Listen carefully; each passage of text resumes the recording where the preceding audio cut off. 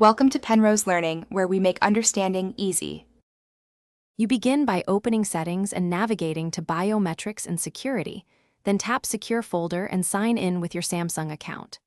Once signed in, choose a lock type, PIN, pattern, password, or biometric, because that controls access. Make sure to enable backups so you can restore if you switch devices. After selecting the lock, the system creates the folder and prompts to add apps and files. Follow those immediate prompts to populate the folder now, and do not skip granting required permissions. Once the secure folder exists, you add apps and files.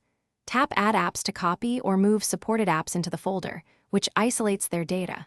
Then use Add Files to import photos, documents, and videos. Move rather than copy when you need full protection. Make sure to review and adjust each app's permissions and notification settings inside the secure folder so alerts don't reveal sensitive content. If you need Cloud Sync, enable Samsung Cloud Backup inside Secure Folder for safe restoration later. To finish, lock and unlock the secure folder with your chosen method and test access right away to confirm everything works. Then enable notifications and add the secure folder shortcut to the quick panel for faster access.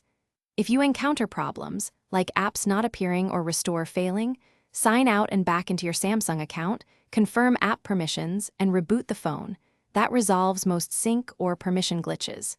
If needed, clear secure folder cache from settings to reset unexpected behavior. Thanks for watching. If this was helpful, leave a like and consider subscribing. See you next time.